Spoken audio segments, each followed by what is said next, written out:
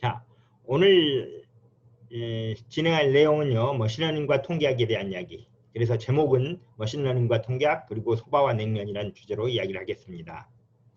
요즘 여러 가지 새로운 기술적 트렌드가 일어나고 있고요. 각 트렌드 그러다 보니까 각각의 분야에서 여러 가지 용어들이 많이 사용되고 있어요. 뭐 머신러닝이라든가 데이터 마이닝이라든가 뉴로 컴퓨팅이라든가 뭐 AI라든가 이런 많은 용어들이 등장하고 있는데 어떤 분이 이런 많은 새로운 용어가 등장하고 있다 보니까 자기 나름대로 여기 인터넷 사이트에 보면요. 자기 나름대로 이런 것들의 관계가 어떤 건가 하는 걸 그림으로 그려놓은 게 바로 이 그림입니다.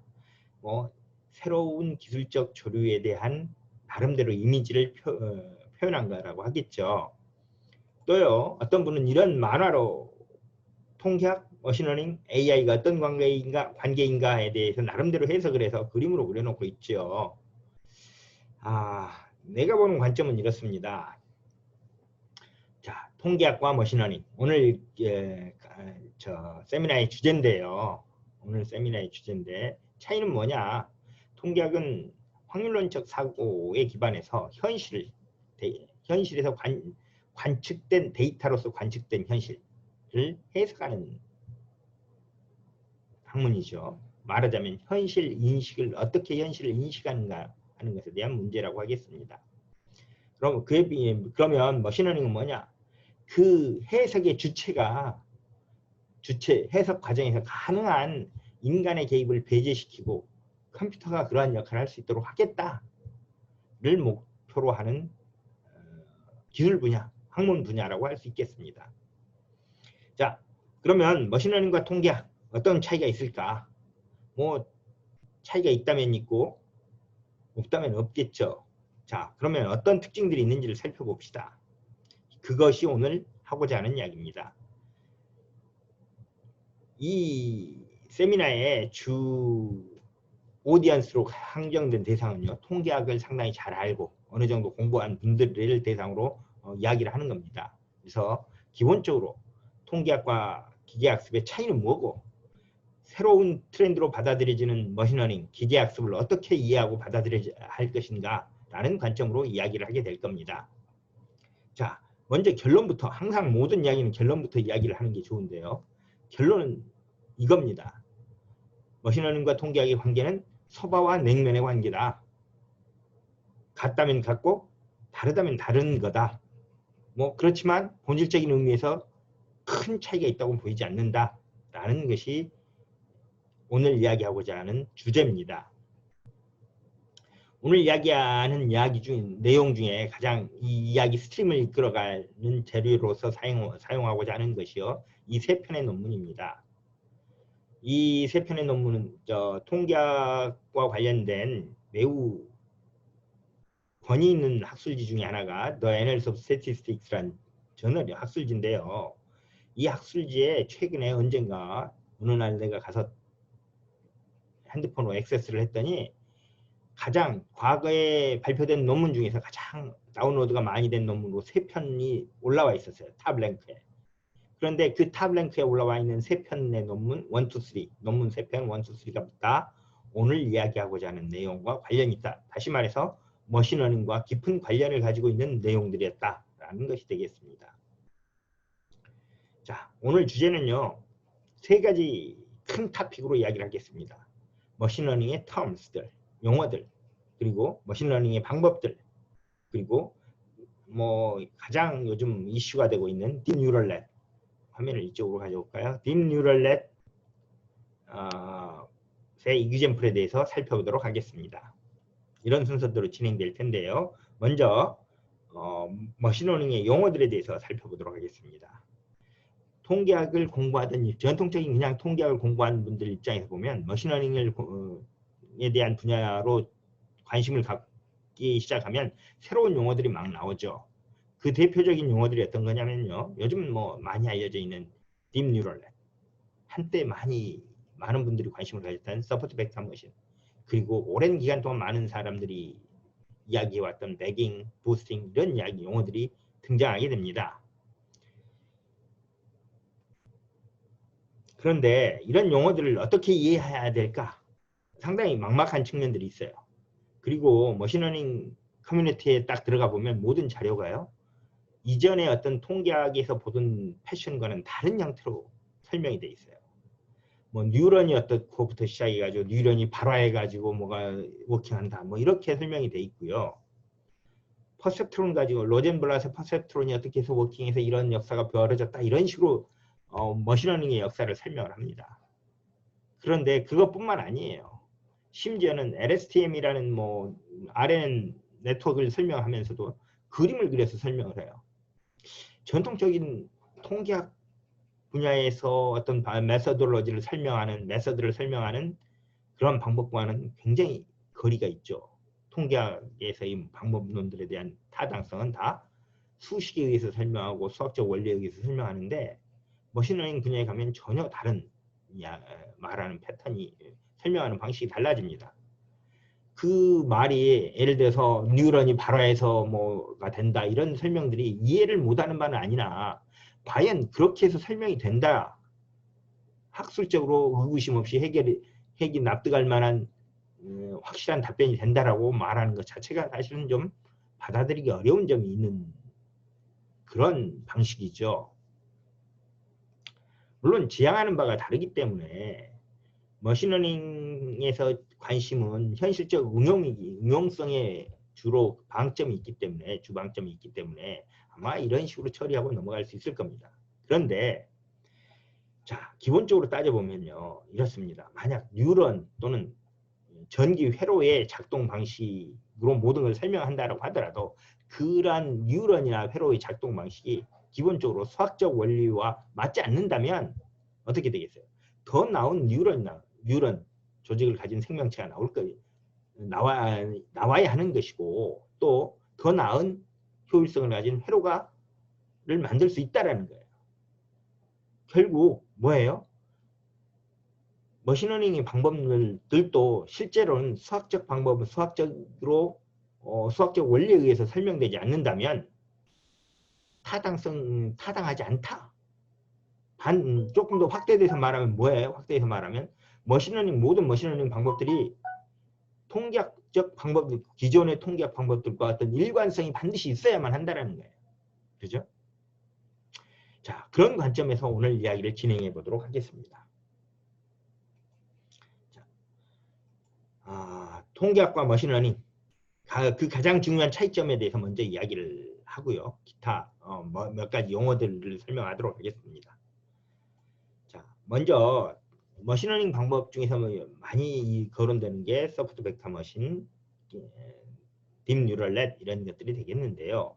이런 걸 설명할 때 항상 거론하는 이그샘플은 분류, 클래시피케이션 이그샘플입니다. 예를 들어서 죽었냐 살았냐, Y 변수가 0일인 거죠. 아이리스 데이터 같은 경우 같으면 뭐예요? 세토사냐, 버지칼라냐, 버지니카냐. 그것의 종류를 설명하기 하는 방법으로 설명합니다. 클래시피케이션이죠. 사람의 얼굴 A냐 B냐 C냐를 알아내는 거. 이와 같은 목적으로 이와 같은 이그샘플을 예로 들어서 설명을 하게 되죠. 그런데 응용통계학에서는요. 클래시피케이션보다 훨씬 더 기본적으로 사용하는 예가 있어요. 그게 회귀분석이죠. 리그레이션 방법. 리그레이션을 사용합니다. 자, 통계학적인 문제들은요. 항상 학교에서 배운 통계학 대부분의 응용통계학의 문제들은 회귀분석에 기반을 두고 있어요. 그런데 머신러닝 이그샘플들은요. 보면 다 클래시피케이션 이그샘플이에요. 어떤 응용성에서 보면 응용성 그리고 응에서 보면 클래시피케이션 문제가 훨씬 더 응용성이 뛰어나 보이죠. 그리고 좀 팬타스틱해 보이기도 해요. 하지만 통계학에서 GLM을 Generalized Linear Model이라는 것을 공부하게 되면 클래시피케이션은 리그레이션의 일종으로 해석할 수 있게 되는 거예요. GLM의 의미, Generalized Linear Model의 의미에서 가장 큰 함의는 뭐냐면 클래시피케이션이 리그레이션과 다르지 않다라는 거예요. 그렇죠? 그러고 보면 자, 딥뉴럴넷은 원래 설명하는 과정에서부터 어떻게 하냐면 이거 클래시피케이션에만 적용할 수 있는 게 아니고 리그레션 문제도 적용할 수 있다라고 말하고 들어갑니다. 또 하나, 서포트 벡터 머신. 서포트 벡터 머신은 뭐 클래시피케이션 목적으로 주로 클래시피케이션 목적으로 이용되는 방법이죠. 그리고 그것을 리그레션 목적으로 사용하기 위해서 서포트 벡터 리그레션을 위한 서포트 벡터 머신이라는 게 있어요. 있기는. 하지만 약간 각도가 다른데요. 본질적인 의미를 찾아서 살펴보면 이렇습니다. 서포트 벡터 머신이라는 것은요. 커널 매핑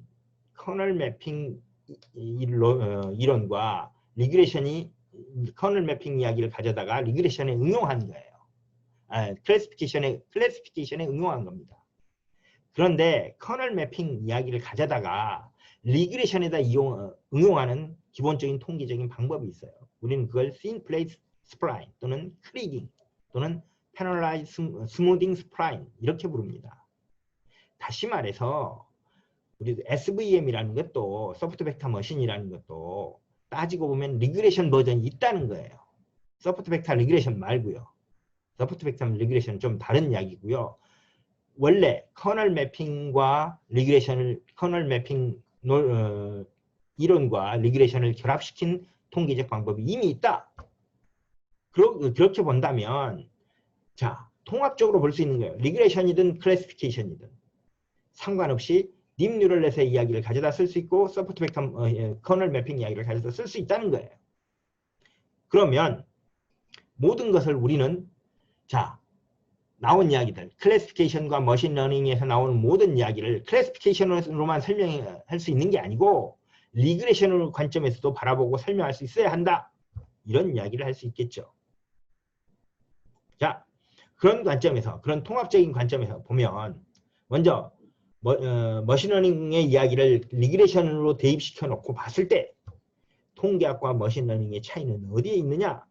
나는 가장 중요한 차이는 어디가 있느냐? 나는 이 예 하나로 그 차이를 설명할 수 있다고 봅니다.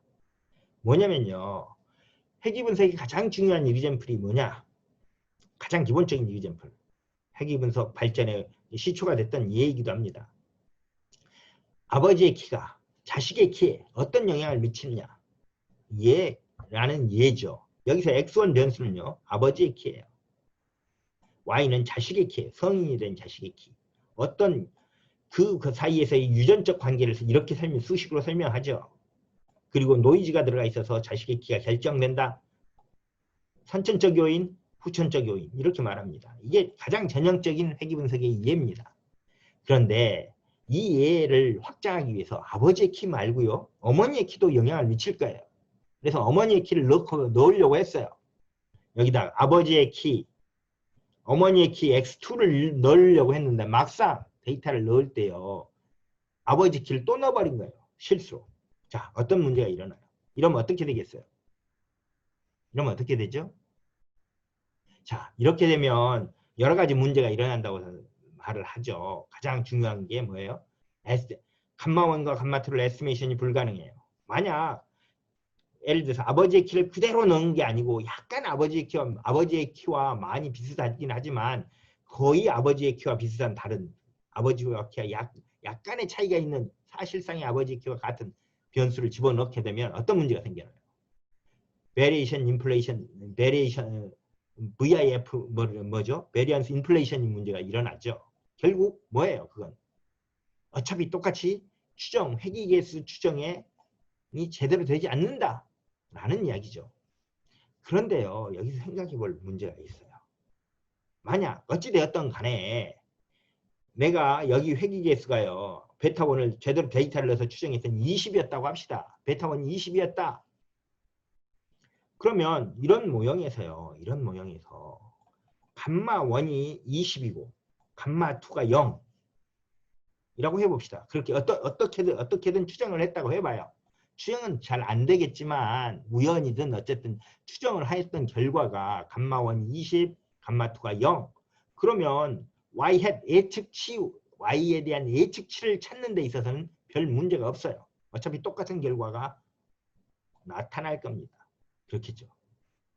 반대로요. 이때요. 뭣도 돼요? 감마1은 0, 감마2를 20이라고 해도 돼요. 또는 감마1도 10, 감마2도 10이 되라고 해도 되겠죠. 예측치에는 문제가 생기지 않아요. 이게 매우 중요한 포인트입니다.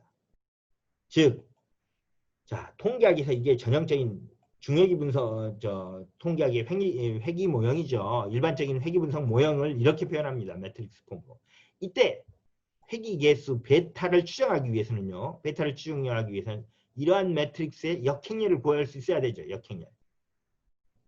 이 역행렬이 구해지려면 어떻게 해야 돼요?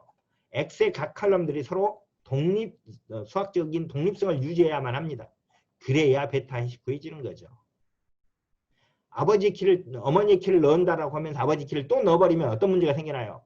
행렬 X, X1이 두 번 들어가니까 행렬 X, 이 행렬의 역행렬이 구해지지 않기 때문에 감마1, 감마2, 회귀개수 감마1, 감마2가 구해지지 않는 겁니다. 그렇죠? 구해질 수 없어요. 하지만 여기서 하나의 문제는요. 아까 감마1, 감마2를 이러한 노멀리케이션의 근으로서 추정할 수 없다고 할지라도 적당한 숫자, 타당한 숫자로 찾아낼 수만 있다면 예측치를 잡는 데는 문제가 안 생긴다고 했어요. 그게 뭐냐? 여기요. 프레딕터는요. 회귀분석 예측치에서는 여기에 역행렬이 필요한 게 아니고요. 제너럴라이즈 인버스만 있으면 돼요. 다시 말해서 X의 역행렬, X가 반드시 역행렬이 존재해야 될 것까지는 필요가 없다. 칼럼들이 서로 독립이 아니어도 된다는 것까지를 허용을 해요. 이 차이가 별것 아닌 것 같은데요. 매우 큰 차이가 있어요. 자, 무슨 말이냐? 여기 보세요.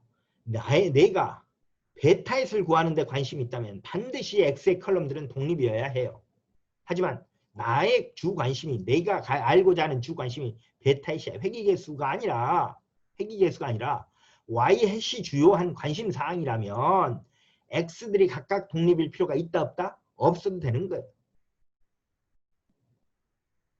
자, 다시 봅시다. 그러면 통계학에서는요, 전통적인 통계학에서는요, 어떻게 Y의 통계학의 관심은요, 당연히 베타도 추정을 하고, 베타가 나오면 Y햇을 추정하겠다라는 것이 전통적인 통계학의 논리 전개 스타일이었어요. 그런데 그러한 과정에서, 여기서 이러한 상황에서 굳이 나는 베타의 관심이 아니다라고 관심 방향을 바꿔버리면 할 포인트가 관심이 확 달라지는 거죠. 그리고 할 수 있는 일들이 달라져요. 어떻게 달라지냐? 자, 같은 X들을 막 끼워 넣을 수 있는 거예요. 넣어도 되는 거예요. 굳이 바람직한 건 아니지만 X1을 한 번 넣고 아버지 길 한 번 아니라 두 번, 여러 번 넣어도 되는 거예요. 그렇다고 하더라도 문제가 생기지 않는다. 자, 그런 관점으로 모든 걸 보게 되면요. 머신러닝에서는요. 머신러닝의 관점은 거기에 머신러닝과 통계학과에서의 관점의 주요한 차이는 바로 거기 있어요. 통계학에서는요. X변수를 설정할 때 어떻게 해요? 가장 서로 독립성이 유지되도록, 가능한 독립성이 유지되도록 해서 베타를 일단 추정을 하고 그 베타로부터 Y햇을 구하려고 해요. 물론 통계학에서 이미 이러한 논리는요. 통계학에 알려져 있어요. Y햇을 추정하는 데 있어서 베타햇의 추정이 꼭 필요한 게 아니다라는 건 잘 알려져 있었지만 굳이 베타햇을 추정하지 않고 Y햇을 추정하려고 할 필요가 없었던 거예요. 과거에는. 그런데 우리는 이런 과정을 기계에게 시키려고 하다 보면 베타햇을 추정한다는 것의 의미가 많이 인터프리트하기 어려워지고요. 굳이 그럴 필요가 없어지는 거예요. 어려움이 많이 생기고 실제 현실의 문제는 Y햇만 있으면 되니까. 그렇죠? 그래서 머신러닝의 관점은 어디가 있냐? 다른 게 아니에요. 베타햇의 추정을 포기하는 대신에 Y햇에 집중하는 것이 머신러닝에서의 핵심 포인트입니다. 통계학과의 가장 큰 관점의 차이죠. 자, 머신러닝에서는 회귀개수의 추정에 대해서 큰 관심을 두지 않습니다. 그러다 보니까 어떻게 돼요? X변수를 자유롭게 설정할 수 있어요. X변수를 막 가져다 끼워 넣을 수 있는 거예요. 같은 변수를 여러 번 넣을 수도 있고 이것이 실제 의미가 있냐 없냐를 떠나서 가져다가 활용할 수만 있다면 가져다 넣어볼 수 있는 거예요. 그러면 어떤 현상이 일어나요? 모형이 X변수를 많이 가져다 넣을 수 있다는 건 뭐가 돼요? 모형이 굉장히 커지고 다양해질 수 있다는 거예요. 그렇죠? 얼마나 다양해질 수 있냐? 모형 모수가. 컴퓨팅이 허용할 수 있는 컴퓨팅 자산, 컴퓨팅 리소스가 감당이 되는 만큼 많은 다양한 모형을 고려를 할 수 있게 된다. 거기에 포인트가 있습니다. 자, 그러면 노멀 리퀴에이션, 자, 접근하는 방법도 달라요. 어떻게 되냐? 앞서 우리 베타와 감마, 아버지의 키를 넣었을 때, 아버지의 키만 넣었을 때 베타와 아버지 키를 2번 넣었을 때 추정하는 계수 감마를 생각해 봅시다. 그때 베타를 추정할 때와 감마를 추정하는 방법이 다릅니다. 보통 베타는 어떻게 돼요? 어떻게 추정해요? 노멀 리퀴에이션을 풀어서 추정하죠. 하지만 감마 같은 경우는 어떻게 합니까? 감마가 있을 때는 엑소원이 넣을 때는 엑소원을 2번 넣으면 어떤 현상이 일어나요? 노멀 리퀴에이션은 풀 수 없는 문제가 생겨납니다. 그런 경우 어떻게 해야 되겠어요? 그래서 접근법이 다르겠죠. 그래서 사용할 때 이와 같은 그때 그런 경우들에 어떻게 접근법을 접근하는지에 대한 2개 머신 통계학적인 방법과 머신러닝의 방법을 비교해 놓은 겁니다. 자, 최소자승법. 이거 최소자승법이죠. 이걸 최소화시키겠다. 이걸 풀면 뭐예요?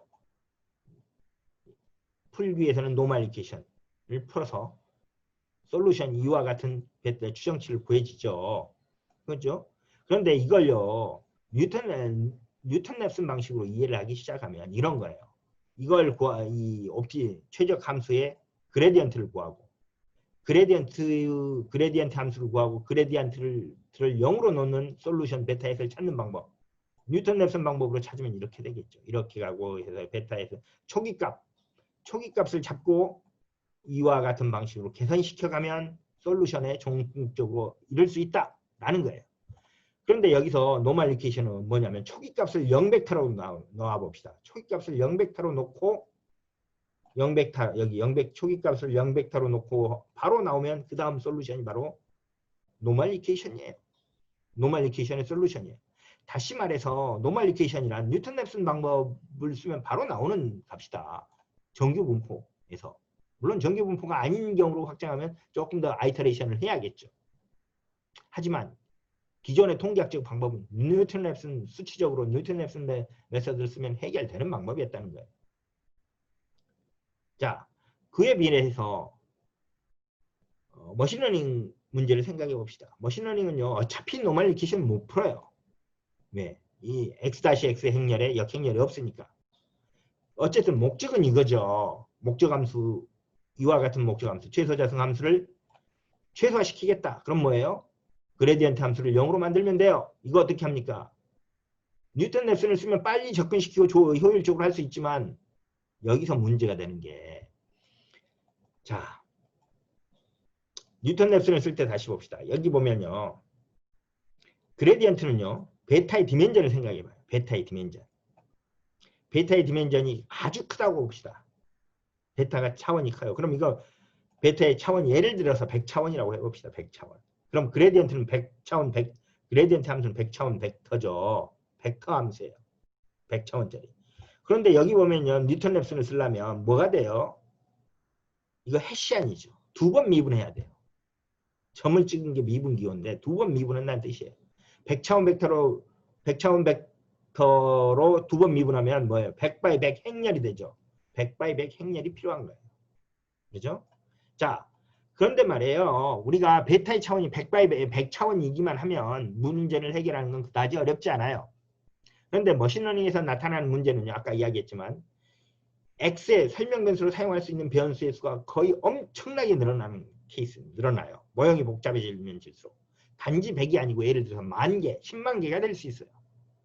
10,000개, 10만 개도 그렇게 큰 이그젠플에서는 아주 충분히 많은 숫자가 아니에요. 훨씬 더 많은 베타의 디멘전이 커져요.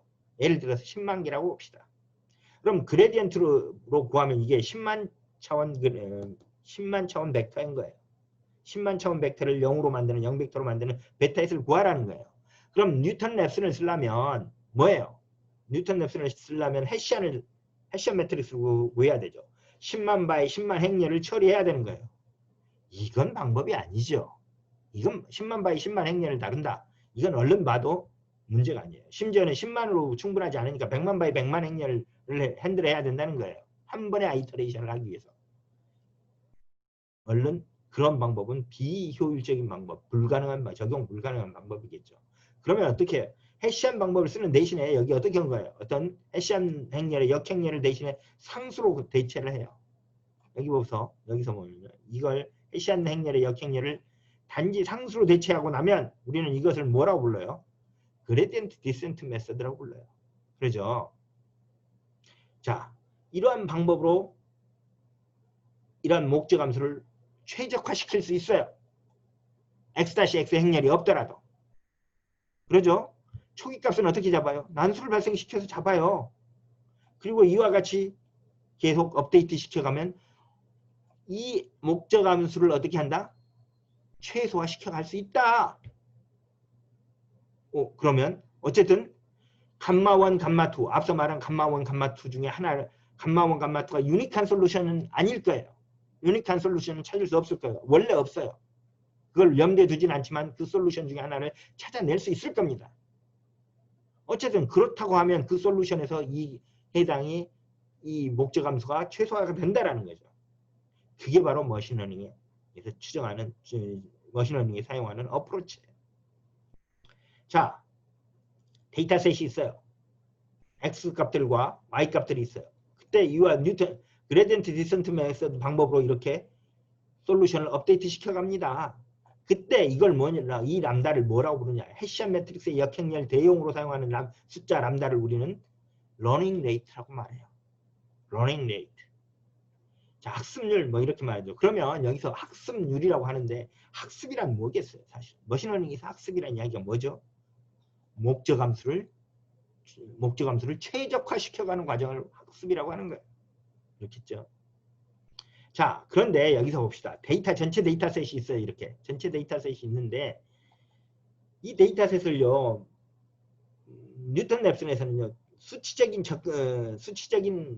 접근은 굉장히 빨리 데이터셋을 다 넣으면 한 번에 굉장히 빨리 접근을 해버리기 때문에 아이터레이션이 그렇게 오래 걸리지 않아요. 정규 분포가 아니라 할지라도 그렇게 많은 아이터레이션이 필요하지 않고요. 특히 소수점 이하 그 수치값들이 어느 그 정도 많은 높은 정도로 요구하지 않으면 순식간에 처리가 돼요. 그건 문제가 아닌데 그레디언트 디센트 방법은요, 매우 그 옵티멀 솔루션에 다가가는 속도가 늦어요. 그래서 여러 번 아이터레이션을 시켜줘야 돼요. 뭐예요? 한 번 데이터를 넣어주고 아이터레이션 한 번 해. 옵티멀 베타 올드에서 초기값은 0으로 두든 뭘로 두든 해서 베타 올드라고 잡고 한 번 아이터레이션해서 업데이트 시켜. 근데 그 솔루션이 충분히 좋잖아. 그럼 어떻게 돼요? 또 이렇게 뉴라고 찾았던 값을 올드라에다가 놓고 더 새로운 뉴를 찾게 되는 거죠. 이걸 반복을 하는 거죠. 데이터셋을 몽땅 한번 넣어줘서 업데이트 시켜요. 솔루션을 업데이트 시키고 또 데이터셋을 모두 넣어줘서 업데이트 시켜요. 그러죠? 그러면 생각을 해보세요. 데이터셋 전체 N개의 데이터셋을 모두 넣어도 충분히 업데이트가 안 되고 반복해서 넣어야 돼요. 그러면 이런 생각도 해요. 데이터를 왜 전체를 다 한꺼번에 넣느냐. 물론 다 넣을 수 있으면 좋아요. 그런데 굳이 그럴 필요가 없이 어떻게 해요? 일부 데이터셋의 N개 중에 일부만 뽑아서 한번 팍 넣고 또 나머지도 넣고 그 나머지도 넣고 해서 전체 데이터셋을 한번 다 넣은 다음에 어떻게 되죠? 또 그 과정을 계속 반복해서 넣어도 된다. 어차피 한꺼번에 뭐 옵티멀 밸류에 수렴하지 않으니까. 그러죠? 그러면 여기서 이런 방법이 나오는 거예요. 데이터셋의 일부 전체를 다 넣는 대신 쪼개서 넣자. 그럼 한 쪼갠 부분을 넣어서 업데이트 시키는 것을 배치라고, 한 배치. 배치가 여러 번 반복돼서 전체 데이터셋이 다 들어가면 이포크가 됩니다. 이포크. 그러죠? 배치, 여러 번의 배치로 한 번의 이포크를 완성을 하고 여러 번의 이포크를 돌려서 옵티멀 솔루션에 점점점 다가가게 하겠다. 이것이 머신러닝이 사용하는 방법입니다. 자, 그러면 배치를 전체 데이터셋이 아니고 일부만 사용하다 보니까 일부만 사용해서 업데이트하는 과정을 반복하다 보니까 데이터에 뽑는 방법에 따라서 약간씩 달라지겠죠. 그래서 스토캐스틱하다는 이야기가 나와요. 스토캐스틱 그레디언트 디센트 메서드를 사용한다라고 말하는 겁니다. 스토캐스틱 그레디언트 디센트 뭐 여러 가지 방법이 있을 거예요. 변형들도 있고 그 과정에서 어떻게 하면 사람들이 학자들이 어떻게 하면 그 방법을 효율적으로 할까를 고려해서 만들어낸 많은 방법들이 아다그레드, 아다델타, RSM, RMS, 아담, 기타 등등 이러한 방법들인 겁니다. 이러한 이름들을 많이 들어보셨죠? 자, 어쨌든 스토캐스틱 그레디언트 디센트 방법의 방법들이다. 자, 그리고 머신러닝 이야기 뉴럴넷 보면요, 백프로파게이션 얘기가 많이 나옵니다. 백프로파게이션 항상 등장해요. 이렇게 해서 백프로파게이션으로 문제를 해결했다. 그런데 이건요, 사실은 원론적으로 보면 말할 거리조차 없는 거예요. 왜 그러냐면 백프로파게이션이라는 것은요, 다른 게 아니에요. 다른 게 아니고 이거 계산하는 거예요. 당연히 그레디언트 디센트 메서드를 사용하려면 뭘 해야 돼요? 그레디언트를 계산해야만 하죠. 이 그레디언트를 계산하는 방법이 바로 백프로파게이션. 원론적으로는 뭐예요? 그냥 다른 거 없어요. 수학적으로 체인룰을 써서 이것을 조금 쉽게 계산해 보겠다라는 거예요. 왜냐? 여기서 모델에 이게 체인룰을 계산할 때 각각의 파라미터들이 구조적으로 얽혀 있어요. 그래서 백프로파게이션을 쓰면 효과적으로 딥뉴럴넷에서의 그레디언트를 계산할 수 있습니다. 라는 뜻입니다. 예를 들면 이런 거예요. 중간에 히든 노드가 하나 있는 딥뉴럴넷이에요. 간단하게 말하면. 그렇죠? 간단하게 말하면 이게 출력 노드, 히든 노드, 입력 노드예요. 그런데 여기서 관심 있는 파라미터는 A 여기 이거 매트릭스 폼이에요. A인데 파라미터가 많은데 파라미터 매트릭스예요. A 또는 B가.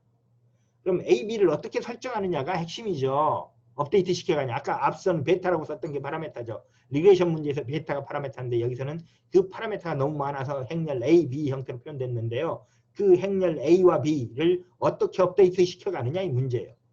목적 함수가 있어요. 그럼 이걸 구조적으로 목적 함수를 체인룰을 써서 여기 B로부터 먼저 B로 미분한 목적 함수를 B로 한번 미분하고 그 결과를 가지고 다시 A로 미분하겠다. 이게 체인룰인 거죠. 뭐 체인룰 아니죠. 이게 체인룰이죠. 그걸 백프로파게이션이라고 말하는 겁니다.